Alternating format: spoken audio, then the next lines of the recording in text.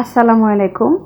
আমার সকল ফলোয়ার্স এবং ভিউয়ার্সের জন্য এবং আমার সকল বান্ধবীদের জন্য আমি একটা রেসিপি নিয়ে হাজির হয়েছি।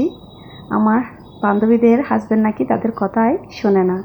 তো এভাবে যদি মুরগির মাংস গ্রামীণ পদ্ধতিতে রান্না করে খাও তাহলে তো তোমাদের কথা শুনতে বাধ্য বান্ধবীরা।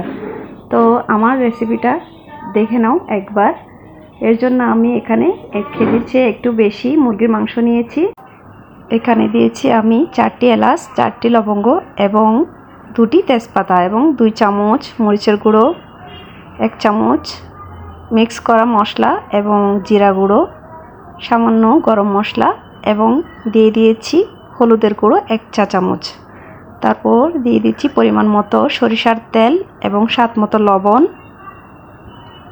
কাঁচামরিচ এবং সামান্য পেঁয়াজ এবং পেঁয়াজ বাটা, রসুন বাটা, হলুদ বাটা একসাথে দিয়েছি টমেটো। তারপর আমি একটি বড় সাইজের পেঁয়াজ কুচি দিয়ে দিচ্ছি আবারও।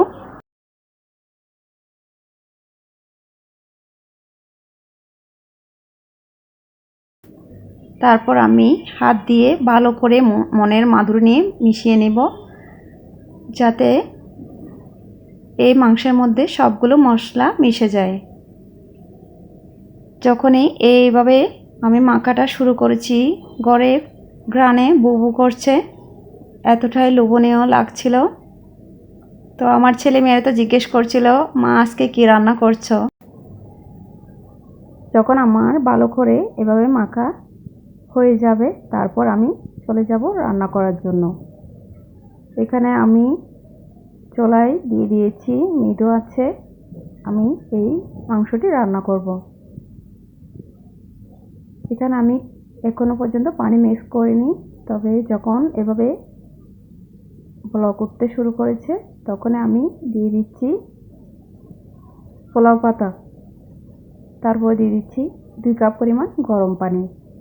অবশ্যই গরম পানিটা দেওয়ার চেষ্টা করবেন, তাহলে গরম পানি দিলে যে কোনো রান্নার মধ্যে স্বাদটা আরও বেড়ে যায়। তারপর আমি সবগুলো ভালো করে উল্টিয়ে দিয়েছি, তারপর আবারও ঢাকনা দিয়েছিলাম। তারপর এখন ভালো করে যখন সিদ্ধ হয়ে যাবে তখন আমি নামিয়ে নেব। এই যে দেখুন কত সুন্দর এবং কত লোভনীয় এই গ্রামীণ পদ্ধতিতে মুরগির মাংসটি রান্না করে নিয়েছি। তো কেমন লেগেছে আমার ভিডিওটি অবশ্যই কমেন্ট করে জানাবেন এবং আমার পেজটি যারা এখনো পর্যন্ত ফলো করে দেননি অবশ্যই ফলো করে দিবেন এবং আমার কমেন্টে জানাবেন কেমন হয়েছে ভিডিওটি। ভুল ত্রুটি ক্ষমার চোখে দেখবেন। আসসালামু আলাইকুম, দেখা হবে অন্য ভিডিওতে।